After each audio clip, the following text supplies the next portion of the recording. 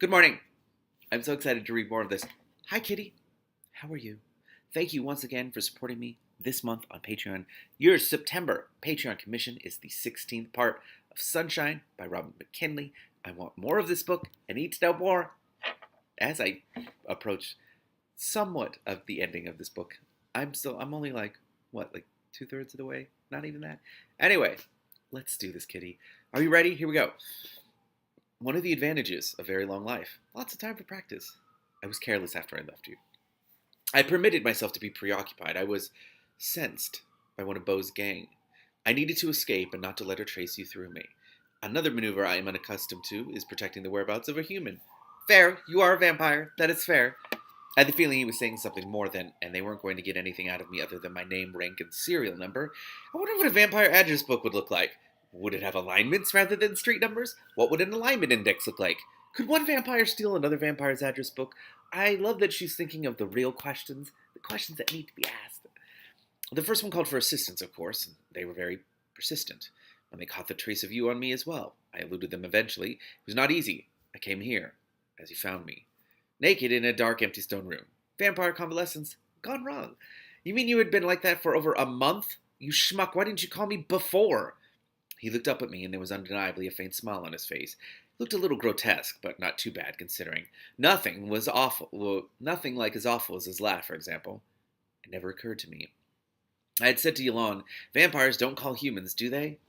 He looked back at the fire. Even if it had, I do not think I would have done so. It would not have occurred to me that you could assist in any way. You called my name. Once. I wouldn't have found you if you hadn't. I heard you calling me. You asked me to answer you. I asked you to call me. Yes. Sunshine, do you wish me to apologize again? I will if you desire it. I could not have rescued myself. I was too far away. But I heard you, and I could still answer. You came and brought the rest of me back with you. I am grateful. I thank you. That is not the way I would have chosen to leave this existence. The balance between us has tipped again. Oh, the hell with the damn balance, I said. What I'm thinking is, if you hadn't needed to protect me, it would have been a lot easier, right? I weaken you, don't I? Aside from your having got tired already bailing me out that night. With the blood of a doe. I like that she just adds that. Let's just remind everyone. There were times, like now, when the feel of light and warmth was different, too. Different like seeing in the dark was different, but differently different. Different in a way I knew didn't come from a vampire. Is this simple nowness of awareness some gift from her? For a moment there were three of me. There was the human me, there was my tree self, and my dear self. Surely we outnumbered the vampire self? Weakened, he said thoughtfully. I think your interpretation of weakness may be distorted. I am physically stronger than any human.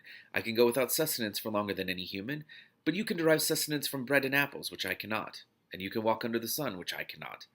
How do you define weakness? I was thinking about my experience of bringing the rest of them back. It was a little difficult not to think about comparative weakness, when only one of you could fling the other one across a room and into a wall, and you were the one that got flung. Okay, I was not going to pursue that line. I sighed. He had already told me he couldn't stand against Beau alone. Choosing me as an ally might have made more sense to me if getting calories out of bread and apples than going around in daylight had any discernible relevance to the issue. Where am I? I thought he looked puzzled. Another of those vampire senses are different moments, I suppose. This is my home, he said at last. You don't call it home, I said, interested. No, I might call it my earthplace, perhaps. I spend my days here. I've done so for many years. Earthplace? Then we are underground? Yes. What about the fireplace? He looked at me. Doesn't the smoke say, someone's here? The smoke is not detectable in the human world. Oh! Her response is just, oh, which I love. Vampires would hold a lot more than 1/5 of the global wealth if they patented a really good air filter. The cynical view of the voodoo wars is that the others had done us humans a favor, by killing enough of us off and thus lowering the level of industrial commerce to a point that we hadn't managed to commit species suicide by pollution yet, which we otherwise might have done, or might well have. Even if they looked at it this way, which I doubted, this would not have been pure philanthropy. Demons and wares, whichever side of the alliance they'd been on, need most of the same things we do, and vampires, well, maybe it depends on your definition of philanthropy. I love that she thinks, I'm never going to get over how great her asides are. I looked around a little more. The only light was from the fire, and my dark vision was sort of half confounded by something about this place, maybe just the thundering excess. Still, I could see a lot, and it was all pretty bizarre. The fur I was wrapped up in appeared to be real fur, long and silky, in jagged black and white stripes. I couldn't think what animal it might be. Something that didn't exist, perhaps, till a vampire killed it. With the slinky black shirt and the bruises, I felt like something off the cover of this month's Bondage and Discipline exclusive. All I needed was ankle bracelets and a better haircut. The buttons on the back of the sofa I was lying on were tiny gargoyle faces, sticking their tongues out or poking their fingers up their noses. Every now and then they weren't faces at all, but pairs of buttocks. The sofa itself was some kind of purple plush velvet, except that the shadows it laid were lavender. Well, if I could travel through Nowheresville, I suppose I shouldn't protest about shadows that were lighter than their source, or about furs from animals that didn't exist. My knowledge of natural history in black and white didn't extend much beyond skunks and zebras anyway. Maybe it did exist, whatever it was. The fur could have been dyed, but somehow this didn't suit my idea of vampire chic. Actually, Khan didn't suit my idea of vampire chic. This hectic gothic sensibility was a surprise. Interesting decorating principles, I said. He glanced around briefly, as if reminding himself what was there.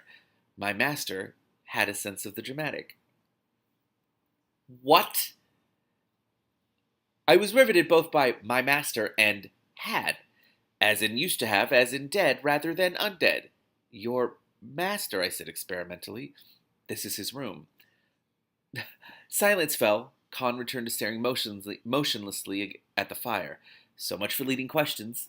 I sighed again. Khan, to my surprise, stirred. Do you wish to hear about my master? He said. Well, yes, I said. Oh my God! There was a pause while he, organized his thoughts, decided what to leave out. He turned to me, he said at last. I was not appreciative, but I was apt to his purpose. As there was no going back, I agreed to do as he wished. Another pause, and he added, with one of those more expressionless than expressionless expressions, like his more than stillness immobility. A newly turned vampire is perhaps more vulnerable than you would guess. I was dependent on my master at first, whether I wished it or not, and I chose to let him teach me what I needed to know to survive. That was many years ago, when this was still the New World. I thought, 300 or 400 years ago, give or take a few decades, and depending on which old world explorers you were counting from. That can't be right. If he was that old, he shouldn't be able to go out in moonlight. He wished to rule here when the Liberty Wars came, at least unofficially. The standard human slang was below ground and above ground. Unofficially would be below ground, being the biggest, nastiest junkyard dog of the dark side. Officially would still be pretty unofficial. Control another 2/5 of the world economy, presumably, and make our global council into a bit of window dressing. He might have succeeded, but he had bad luck, and a powerful and bitter enemy with better luck. There were not many of my master's soldiers left after the Liberty Wars. I was one. Much of my master's vitality left with him. Or, let me do that again. Much of my master's vitality left him with the ruin of his ambition. He turned collector instead. Those of his soldiers that had survived the wars left or were destroyed, one by one, till only I remained. When my master was also destroyed, I was left alone. I was glad of the warmth of the fire. Khan's voice was low, and as ever, dispassionate, and I had no clue whether he'd been, fond of his master in any way. Maybe after he'd gotten over being unappreciative of having been turned. What purpose had Khan been apt for? I was sure I didn't want to know. Good. One question that probably wouldn't get answered, that I didn't have to ask. Why had Khan stayed when everyone else left? I remembered him saying a month ago, there are different ways of being what we are. His master before the Liberty Wars sounded like your common or garden variety world takeover Odin vampire thug, and a powerful one at that. So why had Khan stayed? Khan, who didn't even run a gang now? More questions not to ask for fear he would answer. But I didn't have much clue about the working range of vampire emotion. Bloodlust. What else? Other kinds of lust? Maybe it had been life lust earlier. No, I wasn't thinking about that. Did Khan get over being unappreciative by getting over being able to feel appreciative? No, Khan just told me he was grateful for being rescued, but gratitude might be a human concept, applicable merely to a situation that demanded some kind of courtesy, as pragmatically meaningless as thank you. Well, at least he'd felt that courtesy was demanded. And then there was Bo. The convenient bond between Khan and me that we were trying to strengthen without intensity was because of Bo's threat to both of us. I did not like where this thought was going. Your master's bitter enemy, was it Bo? No, Bo's master. Oh, well, that made it all better immediately. I stuffed a handful of fur in my mouth to stop myself from whimpering. Khan looked up at me. Perhaps he thought the bread and apples hadn't been enough, and I was still hungry. I destroyed his master. It's only Bo now. Oh my god. I bit down on the fur. Pardon me, I thought, if I didn't find this information overwhelmingly reassuring. Only Bo and his gang, which had chained Khan up in a house by a lake not too long ago, from which he escaped only by a very curious chance. Khan might not fall for that one again, but no doubt there were other possibilities. Bo could be assumed to be the resourceful kind of evil fiend. Another of those possibilities had almost got Khan a month ago, for example. Why didn't Khan want to post an ad in the Sucker Personals? There had to be hidden vampire zones on the GlobeNet, asking for his old comrades in arms to return for a bit and give him a hand. He could pass out the contents of his master's old room as reward, since he didn't seem interested in them. If those were real gemstones in my absurd goblet, it was probably worth the national debt of a medium-sized country. Why didn't he just run a gang, like a normal vampire of his age? I love that she's like, why aren't you a normal vampire? Who should have to, let me do this again. Who should have to because he couldn't go out in moonlight anymore? There were so many questions I didn't want to know the answers to. By the way, I want to know the answers to all of them. I pulled the fold of fur back out of my mouth again and tried to smooth it down. Teeth marks, not to mention spit, probably lowered its value. I felt horribly tired and alone, despite my companion, especially because of my companion. I picked up the goblet again.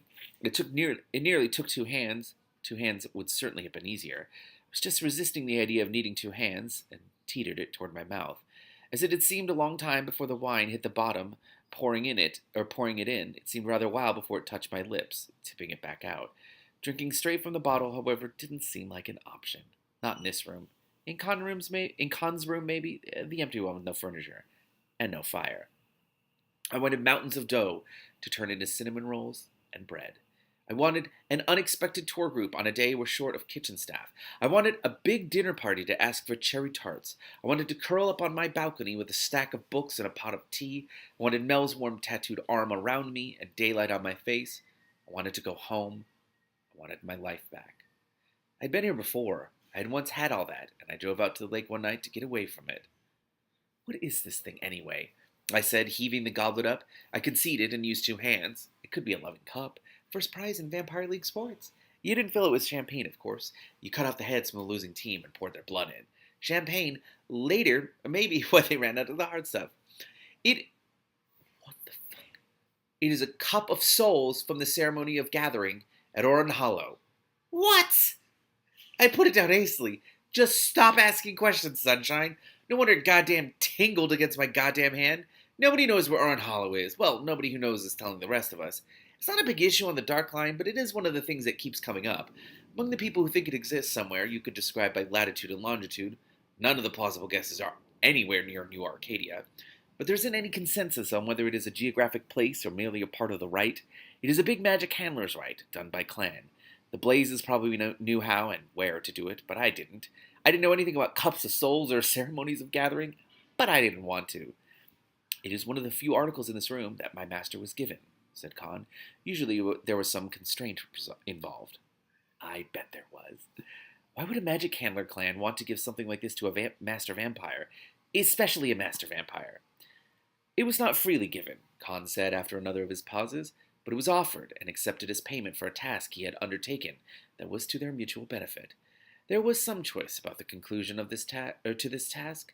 This reward was proposed as persuasion to make one choice instead of another.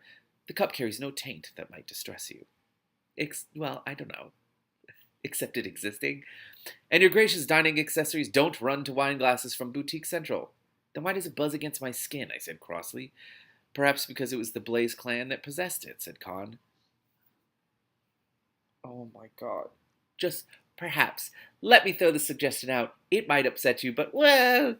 I jumped off the sofa, staggered, bumped into the little table, and heard the goblet crash to the floor as I ran off into the darkness. I didn't get far. Khan's master had been a very enterprising collector, and I wasn't up to the weaving and zigzagging to make my way through the spoils. I collided with something that might have been an ottoman almost at once and hit the floor even harder than the goblet had, although I didn't spill. Further note on vampire emotions, if any. Don't expect a vampire to understand the turbulence of human family ties, including broken ones, or maybe it's that vampires don't get it about cowardice, and how a good sound human reaction to unwelcome news is to try and run away from it. I picked myself up.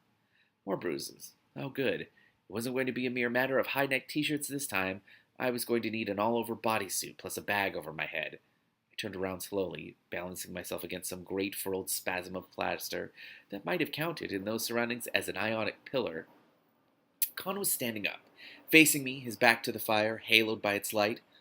Maybe it was my state of mind, but he suddenly looked far larger and more ominous than he had since before I knew his name. I couldn't see his face. Maybe my dark vision had been further unsettled by my fall, but there was something wrong about his silhouette against the firelight, something wrong about him being surrounded by light at all. I remembered what I had thought that first time by the lake. Predatory. Alien. He wasn't Khan. He was a vampire. Inscrutable and deadly. I made my way back toward the fire. I don't know if I wanted to reclaim Khan as my ally, if not my friend, or if it was that there was no point in running away. I had to pass very close to him to reach the fire. There's only one gap among all the arcane bric-a-brac that would let me through. I knelt on the hearthrug. At least there was a hearthrug, even if the hairy-fanged head at one end of it didn't bear close examination. What is it? I want to know what it is. And held my hands out toward the fire. It felt like real fire. More important, it smelled like a real fire, and when I leaned too close, the smoke made my eyes sting. It spat like a real fire, too, and since there was no fire guard, a spark fell under the hearthrug. I glanced down.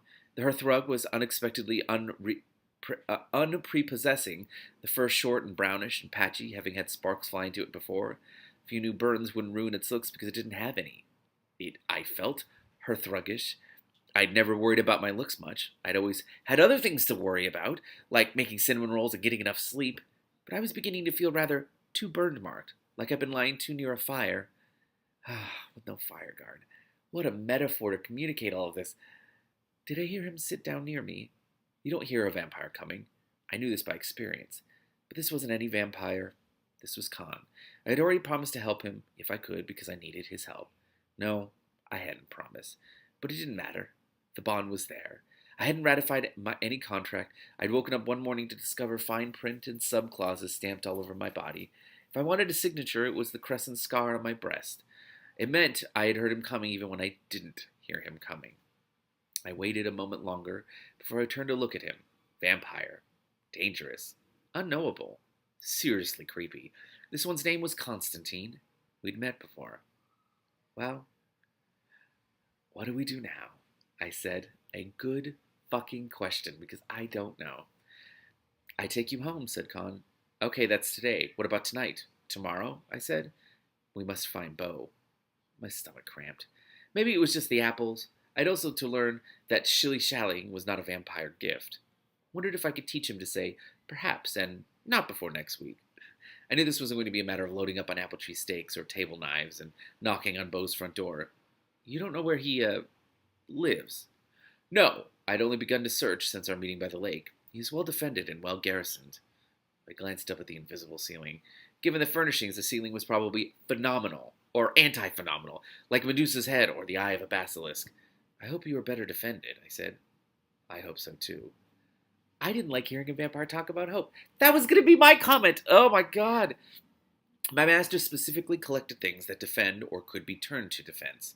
He felt that his attempt to win what he desired by aggression had failed, and he wished his subsequent seclusion to be uninterrupted. Gargoyles and tchotchkes, the vampire arsenal. I love her commentary. I've always preferred solitude and have improved on his arrangements. I have some reason to believe that if I never left this place, no one would be able to come to me. You are forgetting the road through Nowheresville, I said, feelingly. I am not forgetting, he said. I am assailable by you in a way I am assailable to no one and nothing else. Assailable. An interesting choice of adjective. I looked up at him, and he looked down at me. I couldn't see into the shadows on his face. They remained shadows. They didn't wiggle or sparkle, and they didn't have red edges. They didn't go down a long way. They were just shadows. Cute. The only person who still looked normal out of my eyes wasn't a person, and wasn't normal. The look between us lengthened. He might not be able to lure me to the same doom he had almost had the second night at the lake, but it seemed to me it was still doom I saw in his eyes. I looked away. Improvements, I said. You mean some of this. The phrases that occurred to me were not tactful. This tragic reproduction of William Beckford's front parlor, or perhaps Ludwig II's? You mean some of this stuff is Yours?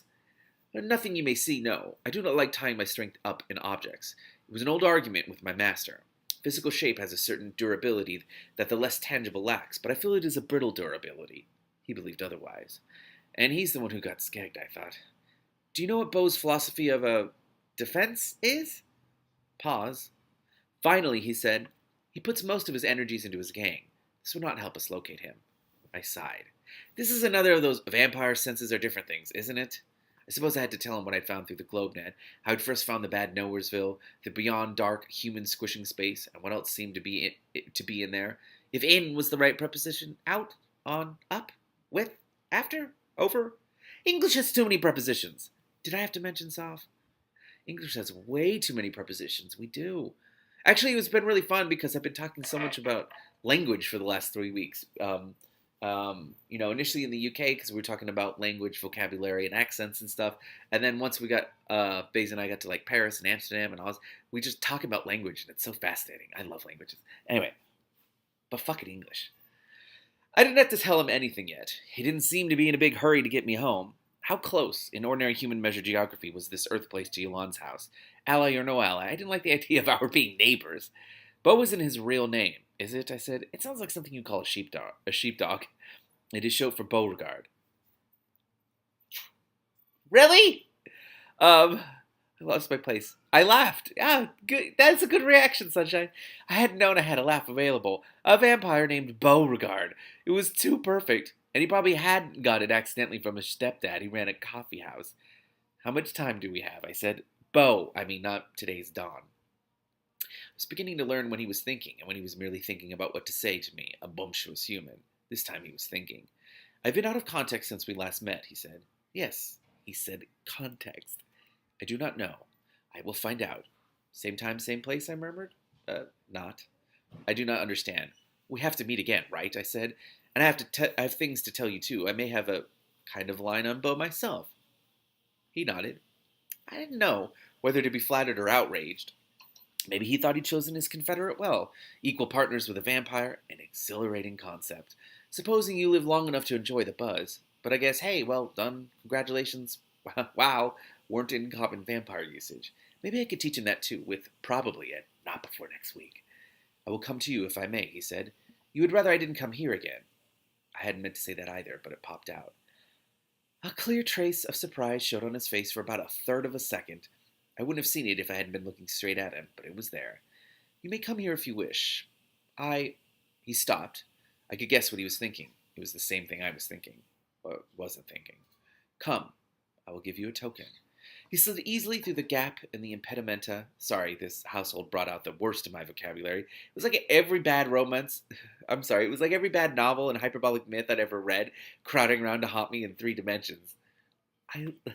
That line is so great. And made off into the dark. I had a sidelong peek at the overturned goblet as I passed it.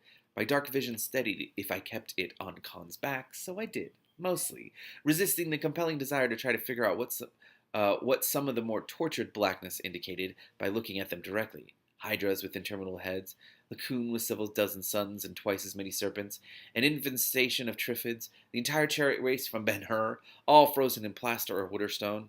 I hoped, especially the triffids. Excuse me. Khan stopped at a cupboard.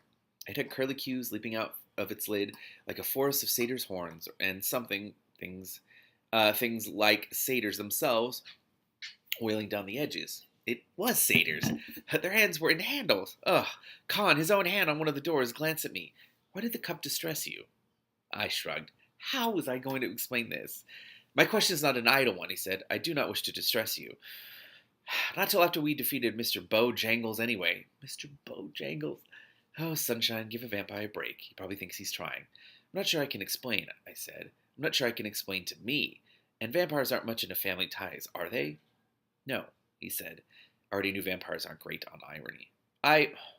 I've got into this because of my inheritance on my father's side. I'm certainly alive to tell about it, but so far on account of that inheritance, right? But I looked into his face as I said this and decided that the standard impassivity was at the soft, understanding end of the range, like marble is a little softer than adamant. I'm a little twitchy about this bond thing with you and the idea of kind of background to it. That your master had dealings with my dad's family. I don't like it. I didn't want to know what the monster. Let me do that again. I didn't want to know that the monster that lived under your bed when you were a kid not only really is there, but used to have a few beers with your dad. Oh, boy. And the only training I've ever had, if you want to call it training, was a few hours changing flowers into feathers and back with my gran 15 years ago, and I feel a little, well, exposed, unready. I could maybe have said assailable. I see. Khan stared at the ugly door for a moment, as if making up his mind, then opened it. Inside were rows and rows of tiny drawers.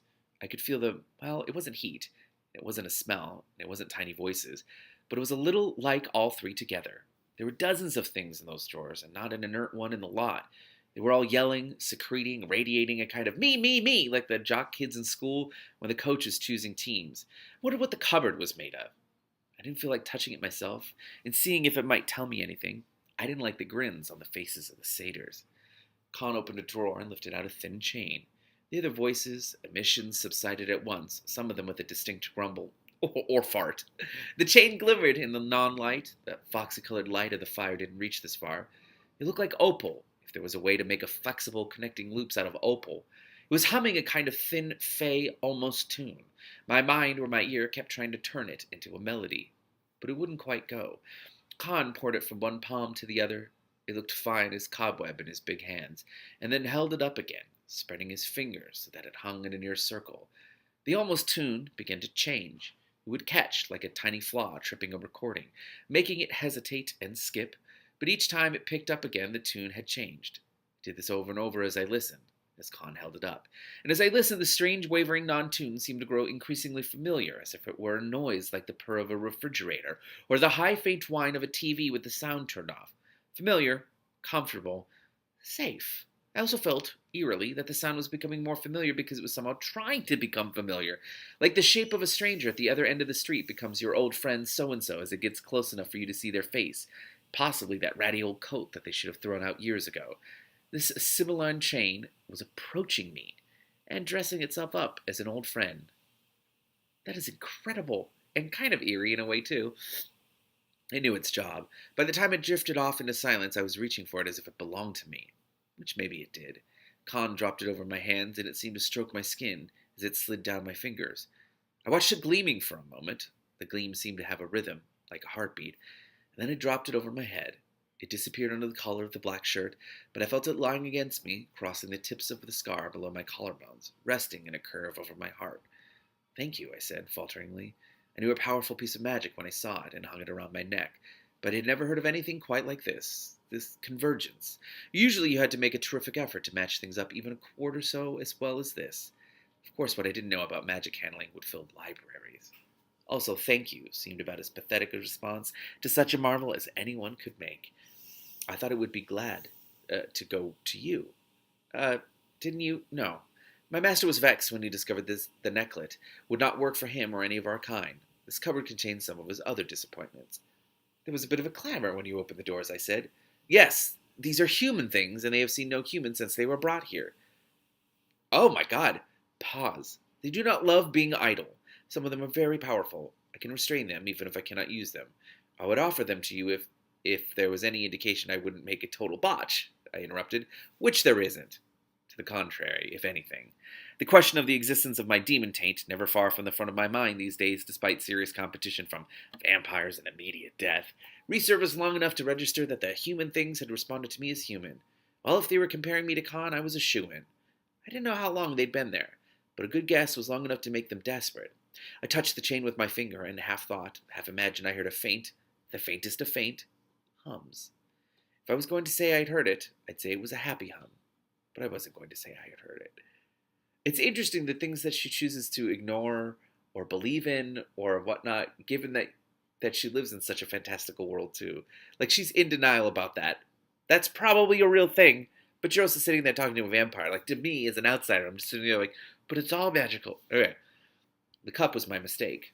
Allow me to point out that it had been a rather tiring evening already, I said testily, before I met the damn cauldron, and I wasn't exactly prepared, nor was I exactly introduced.